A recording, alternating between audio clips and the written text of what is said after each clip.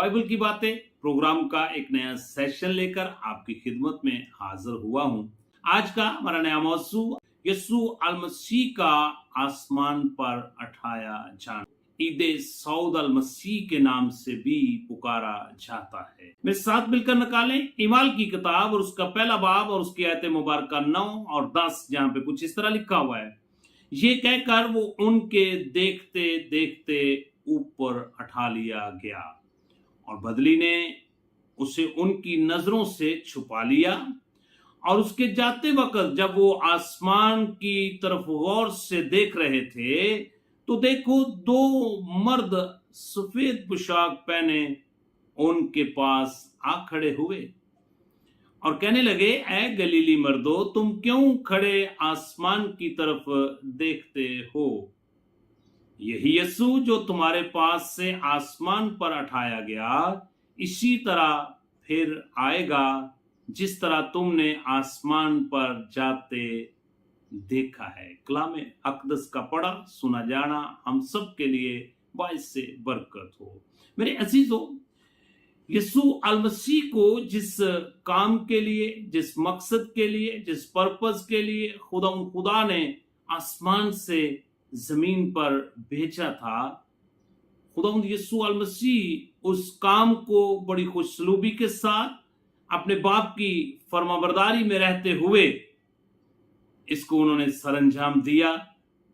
और इसकी तकमील के बाद वो सौदे आसमानी फरमा गए। मेरे अजीजों, लफ्ज सऊद जो है ये बेसिकली अरबी जबान का लफ्ज है और ये बाइबल मुकद्दस के पहले हिस्से में 2 मरतबा इसका हमें जिक्र मिलता है और इसी तरह बाइबल मुकद्दस के दूसरे हिस्से में इसका जिक्र नहीं मिलता। लेकिन इसके लिए जो इब्रानी और यूनानी में लफ्ज है जिसका मतलब और मीनिंग है बुलंदी, चढ़ाई या ऊपर को जाना। फिर ऐसी और ऊपर लफ्ज जो है ये बाइबल मुकद्दस के दूसरे हिस्से में बारहा हमें मिलता है। सो मेरे अजीजों, यीशु अल मसीह के सौदे आसमानी के मुतल्लक बाइबल मुकद्दस के अंदर पेशन गोइयां मौजूद थी और इसी तरह बाइबल मुकद्दस के अंदर लिखा हुआ है, ज़बूर की किताब और उसका 68 नंबर ज़बूर है और उसकी आयत मुबारक का 18, तूने आलमे बाला को सौद फरमाया, तू कैदियों को साथ ले गया। इसी तरह जब हम बाइबल मुकद्दस के दूसरे हिस्से में दाखिल होते हैं तो वहां पर भी खुदावंद यीशु अल मसीह के आसमान पर उठाए जाने के बारे में नबूवती कलाम हमें मिलता है। इफिसस की कलीसिया को पौलुस रसूल का खत है, उसका 4 बाब और उसकी आयत मुबारक का 8। इसी वास्ते वो फरमाता है कि जब वो आलमे बाला पर चढ़ा तो कैदियों को साथ ले गया और आदमियों को अनाम दिए। तो यीशु अल मसीह जब अपनी हयात तय्यबा में थे तो उन्होंने अपने मुंह मुबारक से खुद फरमाया था और इस बात की पेशनगोई की थी।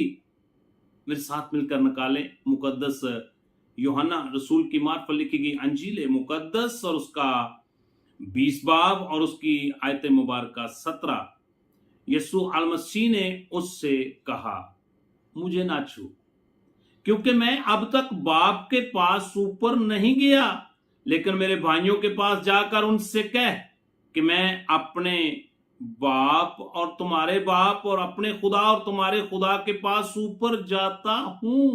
यीशु अल मसीह ने चंद खास काम जो है सौदे आसमानी फरमाने से पहले अपने हवारियों के लिए, अपने शागिर्दों के लिए और आज के ईमानदार रासबाज लोगों के लिए किए।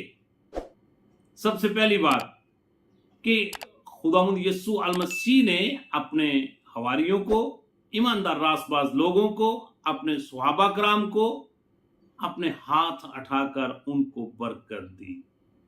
सो मेरे साथ मिलकर निकाले मुकद्दस लूका तबीब की मार्फत अंजील मुकद्दस और उसका 24 बाब और उसकी आयत मुबारक का 50, जहां पे कुछ इस तरह लिखा हुआ है, फिर वो उन्हें बैतनिया के सामने तक बाहर ले गया और अपने हाथ उठाकर उन्हें बरकत दी और जब वो उन्हें बरकत दे रहा था तो ऐसा हुआ कि उनसे जुदा हो गया और आसमान पर उठाया गया। मेरे अजीजों, इसके अलावा यीशु अल मसीह ने सौदे आसमानी फरमाने से पहले अपने हवारियों को, ईमानदार रासबाज लोगों को और आज की कलीसिया के हर मेंबर को अरशाद आजम की तालीम दी, जिसमें सबसे पहली बात उनसे कही गई कि तुम तमाम कौमों में जाकर मुनादी करो। नंबर 2, और तुम मेरी गवाही दो। नंबर 3, कौमों को जाकर शागिर्द बनाओ। और फिर चौथी बात कि मैं हमेशा हमेशा तुम्हारे साथ रहूंगा। फिर साथ मिलकर मुकद्दस मरकस रसूल की मार्फत इंजील मुकद्दस और उसका 16 बाब और उसकी आयत मुबारक 15, और उसने उनसे कहा कि तुम तमाम दुनिया में जाकर सारी खलक के सामने अंजील की मुनादी करो।